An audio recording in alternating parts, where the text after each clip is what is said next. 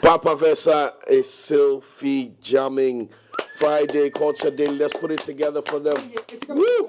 That's the definition. Olele, please take the beautiful 3 Music mic off here. Why? Because that was definitely a jam. You guys are the definition of live, spontaneous, contemporary music, like the fusions. Yeah. Charlie, I was here jamming with Lenny the whole time. We even forgot that we were in the middle of a show. Can you imagine? I love it. I love it. Charlie, that's awesome. That's amazing. Awesome. He's amazing. That's awesome. You did Charlie, so amazing too. please, for those of you who are listening, those of you who are watching the two beautiful talents, on my left is Essilfie. Essilfie, I want you to introduce yourself. I know you too well to introduce you. I'll say different things.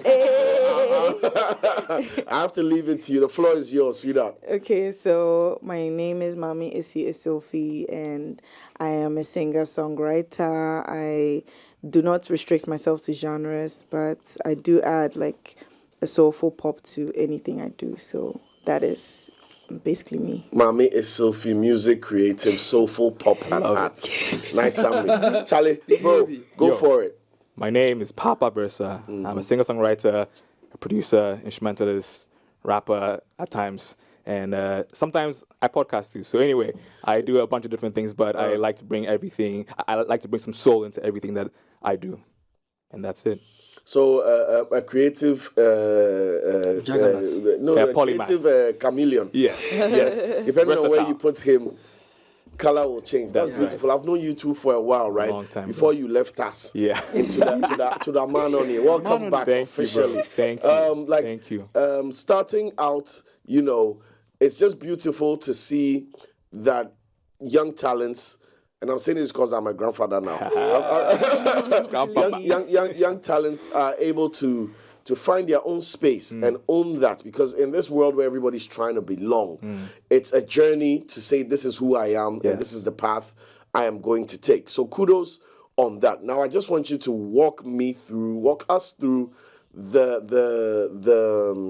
how do I say it? The session we just have, just briefly, just a gist, because anybody who was watching needs to understand the technique behind it. Just a few lines on that. Sure. So the main tool that I have in there that I use is called the loop station, and it allows me to build music or produce music live on the spot. So I have another keyboard where I'm running other instruments and my vocals through, so I can beatbox and loop and play different stuff together. So that's what allowed me to build all those things live on the spot, and also allowed me to support this awesome talent on my right here as well. Okay, so loop station, that means basically live production, live sequencing. Everything. So you are making the inputs. Is it also possible to solely do this looping with instrumentation? Yes. Without necessarily the 100%. And all that. 100%, yeah. Okay. 100%. Where was your inspiration for the beatboxing? Is it a hip-hop thing? Is it the rapper in you? The beatbox or is it just an easy way to get your instrumentation out there? It's all of it. It's me not having drums at home and needing to do drums, and hearing a drum beat and wanting to just get it out anyway. So that's really what it was. But also hip-hop. Also hip-hop. Yeah, exactly. Okay, that's beautiful. AC, is it okay if I call you AC? Yes. Because I call you AC all the time. I want to know if it's okay if I call you AC on air. What is it like jamming with the live sequencing session, knowing that all that magic is happening live right there, and you have to stay in key, you have to stay in tune, the lyrics, all that? I would say Papa is really, really, really talented at what he does, because, we did a virtual rehearsal, basically, and he listened to my songs like once, and then he cut everything from just one listen, and we were able to pull it off together, and that was amazing. It was fun, because I've not experienced something like that before, but this is my first time, being in a loop kit, band, sort of, yeah. Okay, so it's good. It means that you are both adapting. Now, before we get into the big conversation, I have a lot of big questions, and Olele and Lenny also have questions lined up. Let me pay some bills, right?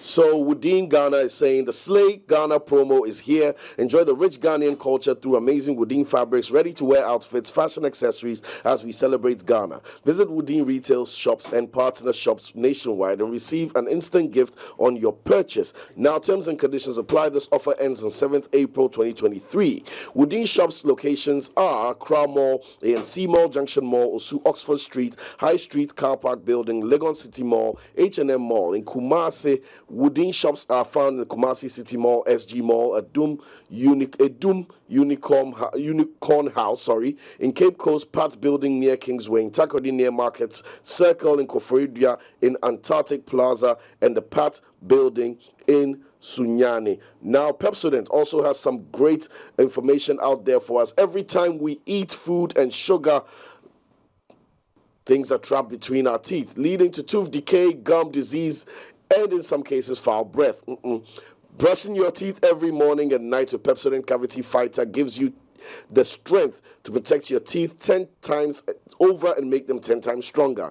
Pepsodent Cavity Fighter is fortified with pro-fluoride and micro-calcium ingredients, sealing tiny and invisible holes in your teeth. This prevents cavities, keep your teeth strong, and mouth healing. Now, 25 years of educating to brush day and night, Pepsodent is recommended by the Ghana Dental Association. Always remember to brush your teeth in the morning and before you sleep at night. Pepsodent, every smile matters. Call customer care on 0800 2030. 0800 2030. Get that fresh smile on with Pepsodent. Now, both of you are smiling. Sponsored by Pepsodent.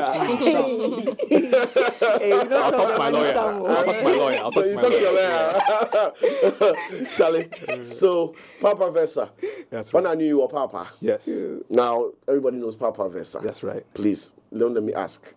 What's Why? going on? Yes. What's interesting, so my handle used to be Paapa Music, right? And Yeah. people would like call me that even though I was Paapa. So I always thought that like people wanted another name to add to it. So I'm like, okay, I tried my real last name, but that's a whole other conversation. It didn't work. And so I was looking for a name like my heroes, right? Like Stevie Wonder, John Legend, other stuff. They always had some name that represented what they were. And like for me, I'd been hearing versatile my whole life about like how I am as a human being and as an artist. And so I was like, Paapa Versa, I like that. And that's it.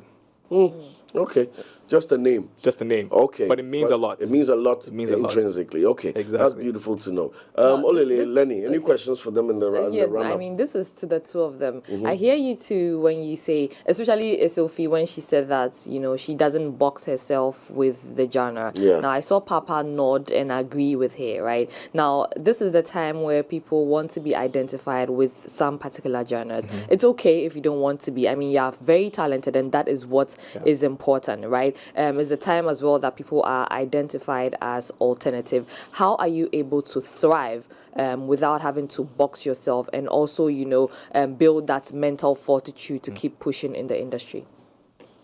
Ladies first. Well, I would say that as artists, you need to know what you want, first of all. And I don't think I want to box myself. And I have been thriving I have been finding a way, managing to, create music and find the people who love that type of music. And because I'm not signed or I'm not under any label, there is no pressure for me to be in a box. I feel like we as Ghanaian artists, we need to open our minds and explore, because that is the only way we can bring up very, very unique things, from Ghana. So that's how I manage it, I guess. Nice. Me, I'm not afraid of the labels. Like whatever people want to call me, that's fine. I'm just not going to put myself in there, right? Some people know me as an urban gospel artist. Some know me as an R&B artist. Some know me from Skillion's days doing hip hop. Some people know me whatever R&B, and that's all fine. I, as an artist, I'm a human being, and I have a range of emotions that I want to communicate. Exactly. And I always want to find the kind of sound that will communicate that, right? So if I'm feeling some like bravado and things, Charlie, I'll do hip hop. Yeah. If I'm feeling more emotional and want to express some things, I'll do R&B, and I can, and so why not? Yeah. So I'll do Afro beats if I want to groove and jam, and so it's all available. It's all available. Nice. Paapa inspired. Paapa inspired a generation of contemporary artists that many of us might not know. Kim Promise. The first time I saw Kim Promise was on the Paapa show. Kim Promise was backing Paapa at Alliance Française. Yeah. It Wow. was, Yeah, 2013. Was it Solo or Songs of Kukwa? Songs of Kukwa. Songs of Yeah, Kukwa. 2013. That's the first time Wow. I saw Ken Promise, you know, and anytime I see him anywhere, everywhere, I want to give him his flowers because he's like one of those unsung heroes. But Papa, from where you sit now, I mean, of course, you Japa. Yes. And you came back. What do you make of your seed? The harvest. What do you make of the harvest? Do you think that, you know, once upon a time when you started this journey and people thought that, oh, who's this, you know, brand new kid doing pure water and, you know, doing gospel music, making it sound cool. You know, at the time you're doing a song because you're saying, because you're Supernova. You know, I mean, I don't know what you're trying to do. But what do you make of what we are seeing now, the evolution of the Ghanaian sound? I love it. I love. Way back then, I was one of. I mean, I wasn't the only artist, but I was one of a few artists who were just saying, "Okay, yes, I like what's in the mainstream, and I will do that. But also, I want to do this and this and that and that, and to have the boldness to even have your own concerts, even when you are not like mainstream right? Yeah. To really bet on yourself, and there weren't many people actually doing that. But now to see so many people with so many different sounds, from Okunta Kinte to like Walasi to Adoma to Essilfie to Ria Boss to all these people doing their thing and smashing it. I mean, it's a wonderful, for the sake wonderful of thing. Reference in history, Ria Boss was actually on Dear Grace. Dear Grace. Okay. That's right. Yeah. Yeah. Yep. You've run up mileage. Yep. You got your mileage. I got my mileage. What's the relationship now like now? You and Promise, you talk? We DM every now and then. He even liked my last post. So anyway, yeah, we're really cool. Cool. We're really cool. Great, we that's spent good. the whole summer together. It was What, great. personally, I want to know what happened with the hair. With the what was hair, the decision? Yeah. At what point did you go? You know what? This is Rasta. Yeah, Rasta. At what point did you tear chain? I decided to be myself. Yeah, love And that. that was it. I had wanted to do it for so many years, and it is all connected with my art and everything, right? But we are always in this world where we are trying to balance being ourselves while also being a version of ourselves that can survive in this world with all of the realities, Expectations and all expectations and everything. And I reached a point where I decided, you know what, being myself is worth the cost of anything else in this world. And so, Charlie, that's what happened. What's the most difficult? What's the most difficult thing? You know, the most, because it's very easy to say I want to be myself, right? Sure. But you're in an industry where you are almost forced to do something you don't have to do to make the money, and obviously you have your other businesses or you have 9 to 5, you know. But why are you doing music? And That's how a are good you question. being yourself in doing the things you love? I can't not do music. That's what I like. So my origin story, if you will, I grew up with a stutter, Right. or stammer, Yeah. and so for many years, initially I could not really speak very well, and so I was fortunate to have a keyboard at home and a father who knew how to play and was willing and eager to teach me. He tried. So I'm the youngest of 6, and he tried to teach everybody, but didn't really connect with it. But I took it to World Cup because I needed something to be able to communicate. And so for me, there's a connection between my ability to communicate and my music. That's been everything. So everything you've heard from Dear Grace right for me is me just trying to communicate something, not necessarily thinking I'm going to make a hit, I'm going to be in the industry, or I'm just trying to communicate something. And so even when I took my break, right, I was still writing, I was still creating. I just wasn't necessarily sharing it or doing the whole hassle of mixing, mastering, all that stuff. But then it was through getting so many messages and tweets from people like Adoma or like many others who would say, man, this work inspired them, or a fan who's like, yo, this line that you said in this song literally saved me from suicide.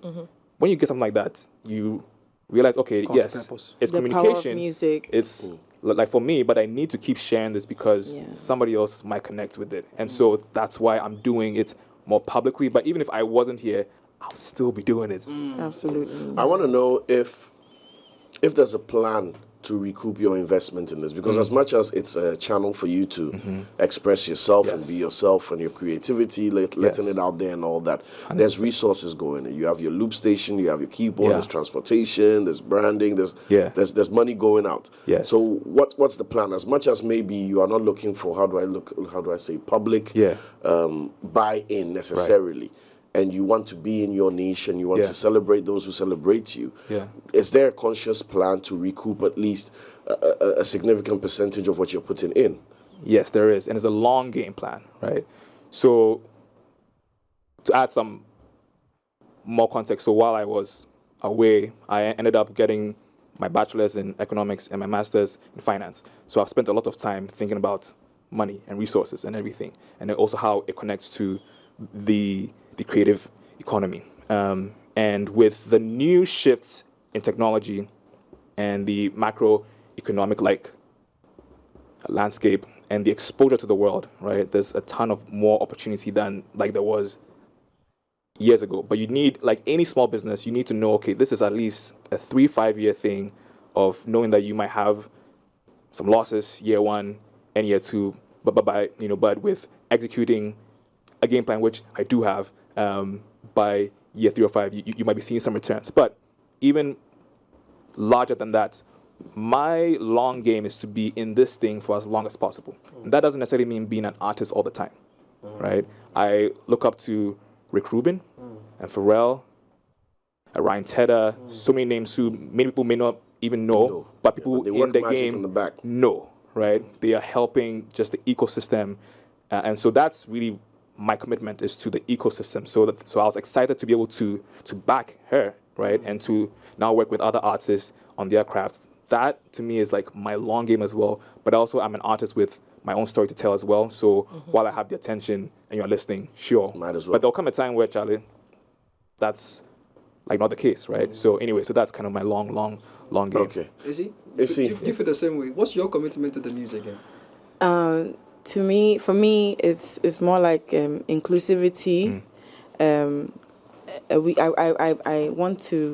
I want more women to be involved in managerial positions and production, musicians, and because the way the system is set up for women, it's easy for them to give up when things come up, and it's not.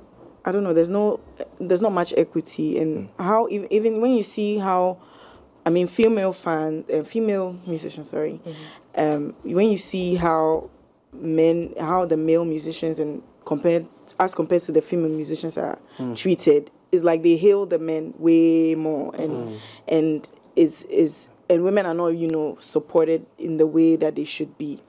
And I would like that to change. But my long-term plan is to eventually be a music exec or a label exec, because I feel like in the past, or what the past musicians who were on top back then, they did not put in any systems in place. So we are suffering from, that individualistic mindset that was had in the past. If they came together and actually put the systems in place and came together as a union and did the things that they were supposed to do, we would all benefit, including them, because by now, some Daddy Lumba song is being synced and he's making a ton of money, or some Kojo Entry song is in some Hollywood movie somewhere. So, if we create those systems as artists, if we also create those systems for ourselves, we also stand to benefit in the very long run, because at the end of the day, we can retire into money. Right. Now, mentioning women, right, in whatever you said, I agree with you. But when you were performing, I was saying to Cyril that you're giving me Erykah Badu vibes, because it's chill, the voice is strong, it's firm, but it's still giving, that confidence that it's supposed to give. So that will bring me to women inspirations for you, right? Because I figure that you are very concerned when it comes to that space. Yeah. Who are these women who have inspired you to get to your now? And then is Erykah Badu in any way, shape or form also instrumental? Yes, she is. Definitely she is. Okay, so my influences are Sade, Erykah Badu, Joe Scott. There are a lot. Thames is part, Amare is part. And then some of my peers also inspire me a lot. I learn from everybody, everywhere. Even some guys are also part of my inspiration. So, like Michael Bolton and, just a lot. But I just pick from everywhere and then to make my sound more unique. And yeah. On your journeys now, I want to know what kind of teams you have set up. Are you fully indie? Are you chasing down any leads? Are you trying to have any? And this goes to both of you. I'd like Papa to go first because I know where Essilfie will start from, but I want to hear from you. Essilfie and I have had a lot of conversations, and I'm happy, very, very happy to say that her first statement in saying that she's not boxed into a genre is a symbolism of growth, because we had many conversations about genre, right? Yeah. About what style, what this, what that, and the Phoenix moment has happened, and it's now like boom, shine on. I love that. So you go after Papa. Papa, management, future, teams, all that. Yes, I have a wonderful crew of folks who are around me.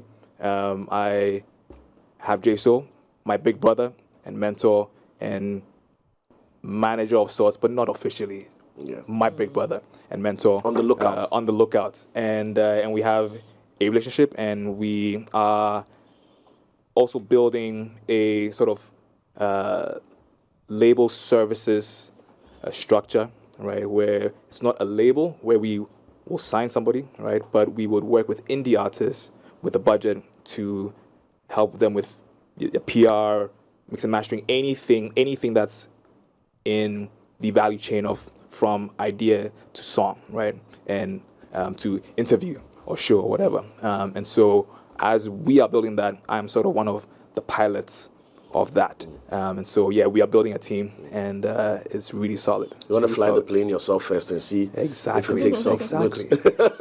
We're watching closely, but that's good. And I like the entrepreneurial spirit behind that, because it's always good when a creative tries to build the machine, because he knows how best to make it work for creatives. Absolutely. I'm frankly tired of outsiders who just see the money aspect of talent. Here's money. Go and blow. Where's my profit? Then it doesn't work that way. And I think if more creatives get into that space, the understanding will be better and the 100%. Systems will work better. So big ups on that, and I wish you guys all the best. Thank you. My dear. Okay, so I'm indie, but I do have people behind me helping me out and pushing me. But I would say that I am the CEO because I still run things. Come on. Yeah. Give them. That's right. That's Run, right. baby. Sounds good. I run Boss things, energy. but till I get a management team and everything. But for now, I still have really good people helping me out. A fellow artist is part. He's called Kwame Yesu. He's been really, really helpful. And then a lady, Dede Aye, and some other people, they've been really helpful. Yeah. So how has it been in the space where you have to get your songs recorded, mixed and mastered, uploaded, artwork done, blah, blah, blah? Do you enjoy it? Like, I enjoy it because I'm a workaholic, right? I need help. So, but I mean, I know people who just want nothing to do with it. They want to go into the studio, do And their just song, record, and go home, and please do the rest for me. Do you guys enjoy the end-to-end, involvement in all of this? I mean, you have mentioned that you're actually making a business out of it, so of course, I'm sure you love it. But AC? I would say that because I want to succeed, or I want to see the direction, or I want to guide the direction, I have to be involved. It's not like I enjoy it though, because I feel like I'm also like you in a certain way, like in a workaholic way, but not too much. I have to take breaks sometimes, but I enjoy the process as well. I enjoy the recording, the planning, the execution. I mean, it's not always that you plan and everything comes out the way it's supposed to come out, but at least like you see the vision and you go with it. Yeah. Okay, Paapa Versa. Yes. You recently put out a project. Yes, sir. Put out a project, you had a show. Yes. You put out a project. He knows why I said, You put out a project and you had a show. I want you to walk us through the project. Who's the target audience? What were you trying to communicate? Was it just I'm back on the scene, hey guys, let's do this? Or were you trying, like you said, it's just you expressing yourself? Was that what this was about? Walk us through it. It's all of it. So the album is called Versavilla, and it's a statement. A statement first to myself. The act of making this album was kind of a spiritual practice of me embracing my identity as this is who I am as an artist, right? And I am an artist, and there's nothing I can do about it. Even when I tried to not be one, I was one anyway, right? So there's that. But it's also a statement to anybody who is hesitant or afraid of their calling, right? And that may be another creative, but I also think we're all artists in a way because we're all trying to make something out of nothing. Right. We all woke up today, we don't know what's going to happen, but you figure it out as you go, right? Yeah. If you're a parent or whatever it is, everything is going to be new and you're going to have to respond, right? But we all have a calling, and sometimes embracing that in the midst of the realities of this world is very difficult. Yeah. And that's where I was. And that's what this album is really chronicling and wanting to get out there, right? And so it's that. And then finally it's like, guys, I'm back. Because I have dropped other EPs and everything, but I just like dropped them and sent to my email list, exact technical difficulties, and just kind of shared them with whoever was listening and made a post and just kind of left, right? But now I'm like, okay, since my core is communication, I don't love grammar, right? I don't love the idea of conjugation and everything, but it's what we need to do to get from here to here. Out there, yeah. And so whatever it is that I need on the business side of things to get from here to here and make impact in people's lives, that's what I'm doing. So I don't really love I love the studio and the stage. Everything in between I don't inherently love, but it's necessary to communicate as effectively as possible. So anyway. Okay. Right, great. Talking about not loving but having to execute. Essilfie, you had your live show. This is the third time? Taurus Lounge. The next one would be The next one was the third one. I've had Walk me through it. What is it like, the first one? What was the mindset? What are you trying to... Are you growing an audience? Is it just... Yeah, so the first one was just to see if I had, like, people who would pay and come see me. I just wanted to see, because I had not done that before. I mean, I get booked and everything, but I wanted to know if, like, people come because of it's my show, you know what I mean? So that was like an experiment almost. How was the experiment? How did it go? It was good. It was great. I think everything went well. I got footage. The sound was great, and the people loved it. I even got booked, because of that and that event. I got booked. So it was a good experience, and that was what encouraged me to do a second one, and to also, sing all my EP songs and just continue to give people a consistent experience. Yeah. Are you seeing a steady growth, or is it like this? Because it's like business, right? Like your 10th year could be your worst year. Yeah, that's right. So it's not just like, I'm climbing up the mountain. They always show this visual of us climbing up a mountain, but in the middle of that mountain is a big crack. Sometimes. What's it like?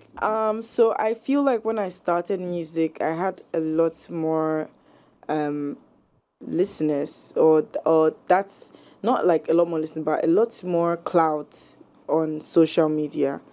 But the clout is kind of reducing to the people who actually really love the music, and they are not just like fanfooling, hanging around for attention. Exactly. So I respect the process, and I am just going with the fact that I'm now seeing my real fans, or the people who really love my music, and the new people.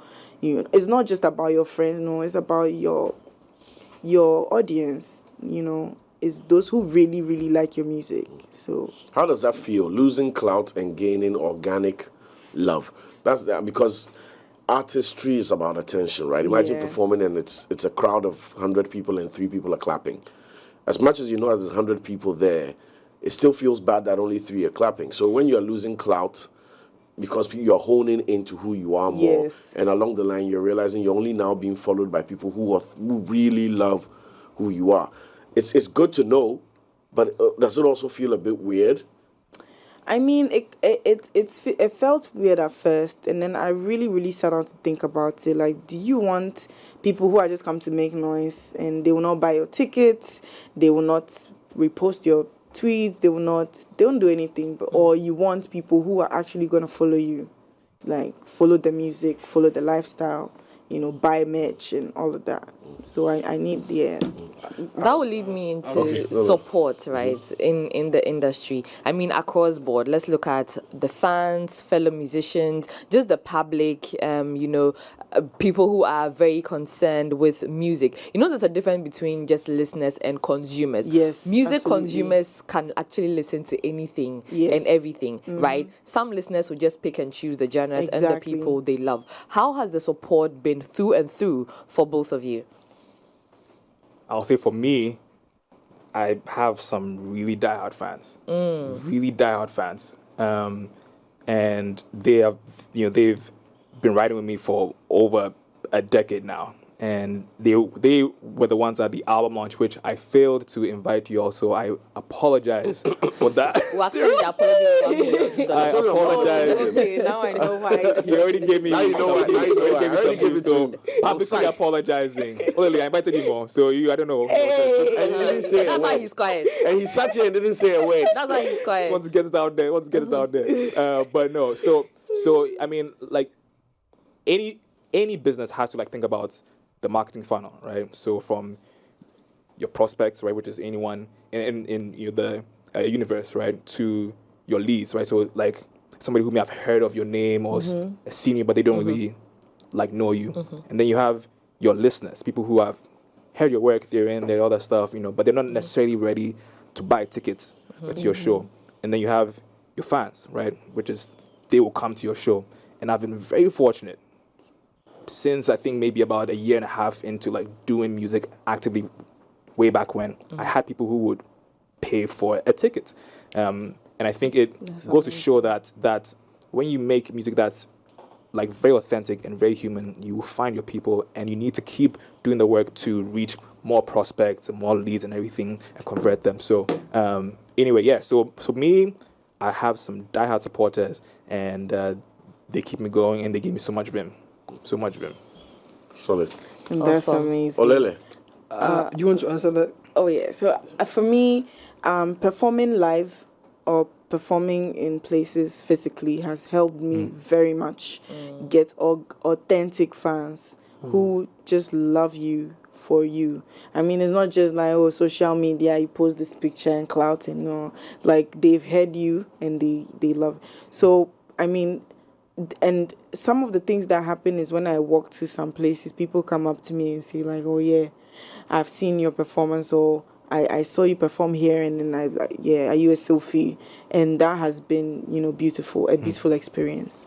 Essilfie, professionally, how long would you say you've been in this now?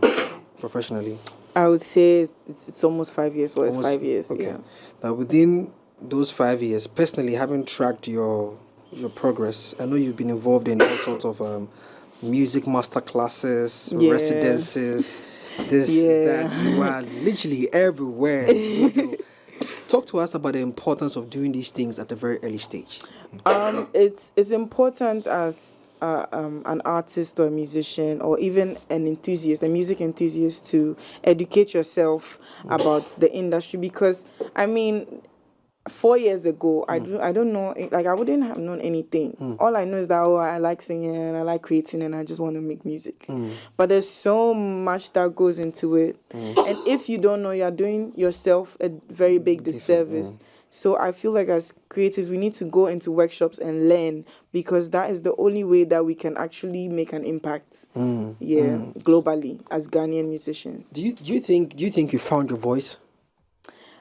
I still think I am discovering it, honestly. I feel like I have so much more to do, and people have not even seen the tip of the iceberg. Okay. All right.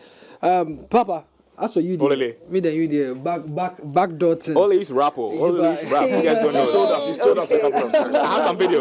Now that you verified it, we believe. I have some videos. You have some videos. I'll find them. We can talk. Why are you so skeptical, bro? We could talk. I have some videos. I have some footage. Don't We worry. need to see it. We need to see that. But I mean, as much as you are in your own spaces, Yes. and you're trying to do these incredible things, the Ghanaian conversation around music is big, right? Yeah. All this Afro beats is this, sure. hip hop is dead.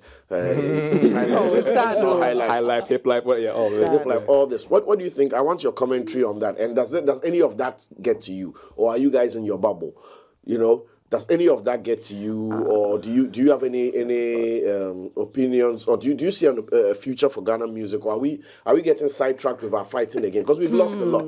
We lost Azonto, we Yeah, lost we GH fumbled the rap, bag. we lost, and it was these same little fights that started from this person said that, this person said that. Before you knew, we abandoned it altogether. So from your perspective, I want to know. I feel like Ghanaians are always trying to box you, like, oh, you are Afros, this, or you sing Afro beats, it will go, or they're trying to, like, I mean, I've also worked with, like, a couple of, you know, I mean, some mainstreams, like, I didn't work with them in the sense that with a song, maybe they were just advising, like, oh, do this, and I'm like, how do you want us to, like, we have to see, what we have to do is we have to see this music thing as Olympics. We are it's not Ghana, it's not local champions. We are facing the world. It's like we are moving. I really need a gunshot back. Jabilistic. It's us versus the world. It's not Ghanaians versus each other. So we need to step it up and know that we are actually running a race, and we need to catch up, you know, and open our minds, and all stakeholders, all creatives, all influencers need to come on board and support the music that's being made, because the sky is very big. It's big enough for all types of creatives, all types of artists to make it. And every sound can go.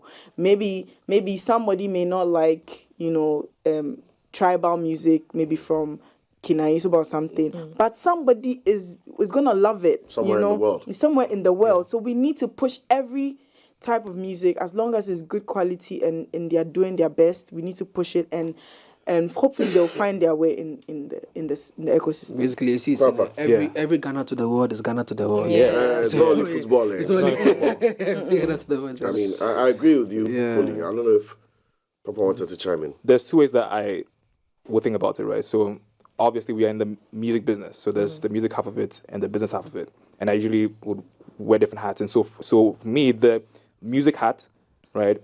I think like a 5-year-old. In that, as a 5-year-old, I was listening to to Michael Jackson, Stevie Wonder, Osibisa, and Lumba, entries, so on and so forth, right? I didn't know the names of the genres. I just thought it was dope. Yeah. All of it was dope, right? Yeah. And then as you get older, you start saying, okay, this is R&B, this is that, but it's just dope. It's just good, right? And they were able to reach us with all of these like different vibes, right? And so, like for me, those conversations never really, from a creative standpoint, they don't bother me or affect me, right? I love the like everything from Amapiano to Afrobeats, which is kind of in the same ecosystem, to R&B and so on and so forth, right? So that's that. But from a business standpoint, that really frustrates me, right? Because again, if you look at the marketing funnel, right, and you look at now who are the prospects in the world, it's not just, like you said, just Ghana, it's the whole world, right? And so if there's an opportunity to like come together and communicate our sound, whether it's called Azonto or anything like that, that has grabbed attention, and then we can label it with some variations of like lo-fi Azonto or lo-fi, like anything that we have the opportunity to reach new prospects and convert them from a business standpoint, let's rally together and do that. Yeah, but I think there's not enough variations here. It really feels like too many people are playing a finite game versus an infinite game.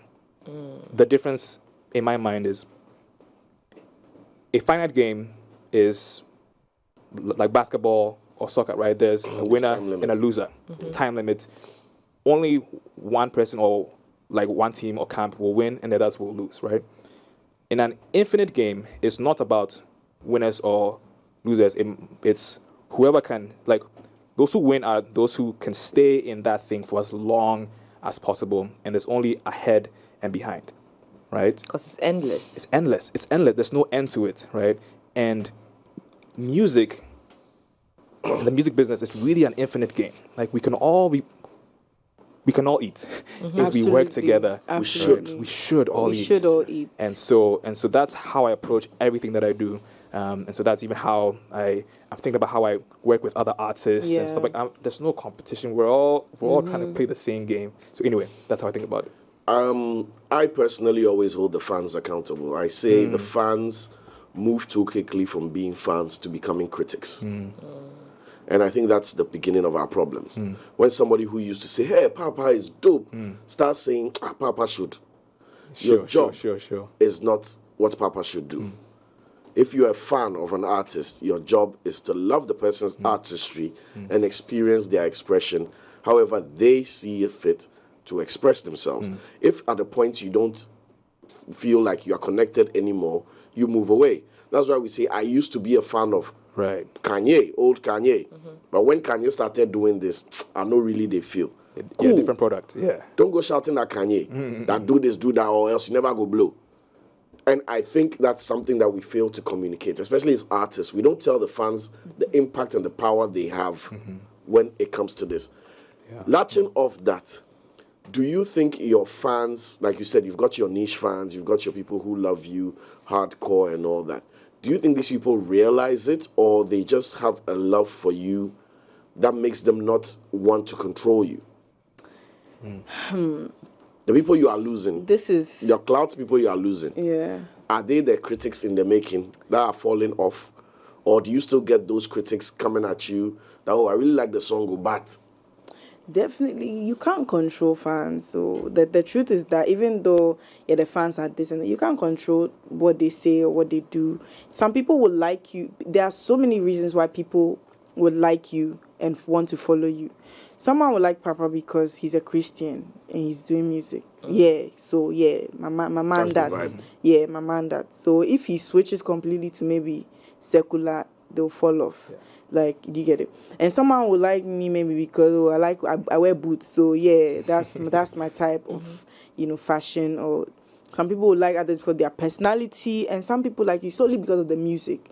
So you can't really control how fans react. I would always say that the music is a product and it needs marketing.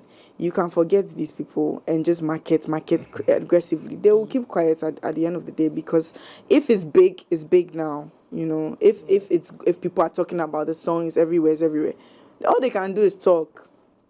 If for real the song is not bad and they're just being too critical or behaving like critics, they will be ashamed. You know what I mean? So that's it. Charlie, thank you very much. They say when you're having fun, time does what? Flies. It flies, and we've flown into the end of our show head first. But we're going to wrap up the show with your performance again, so that everybody who's listening to us on Plus 89.9 can listen to the audio, and those of you who are watching on 3 Music TV can still experience the live sync and the beautiful melodies formed by both AC and Paapa Versa. This is Culture Daily 3 Music, 2 beautiful talents setting the tone and telling you to be yourself, to be original, to stay true to your art, and success will surely follow.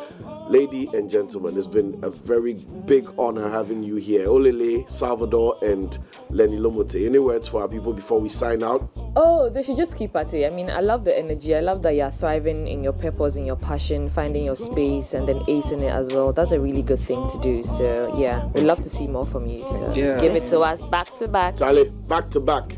Culture Daily, and we're out. Let's get to that performance. Have a good man. The bond we share, none compares. That's so true. I used to know grass, now I know you. So I'm always there for you. It never will start. Jesus told me to save you, to bring in your heart. That's why I love you more than you know. I told me to follow you wherever you go. Go.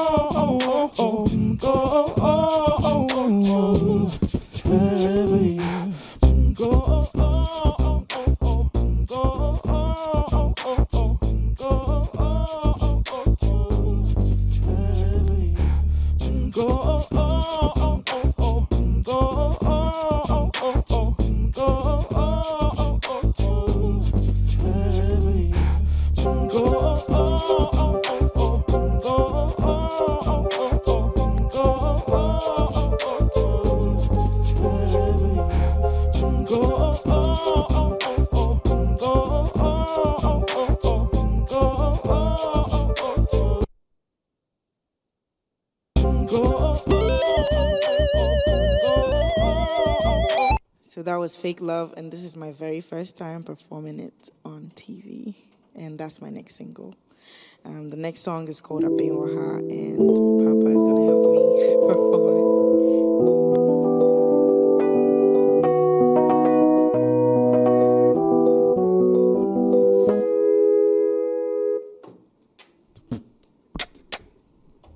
3, 2, 1.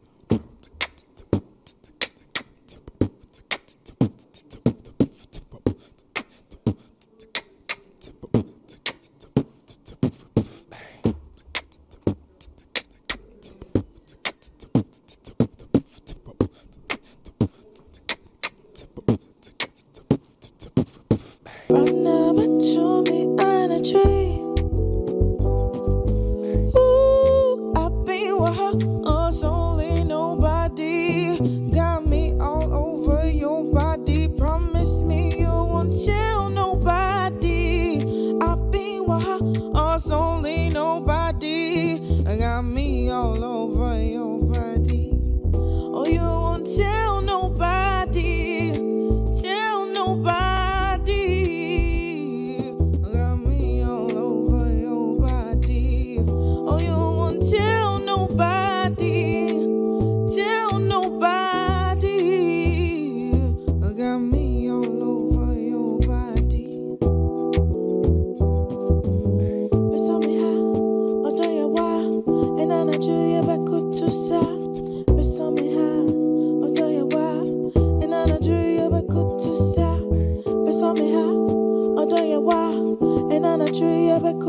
Soft.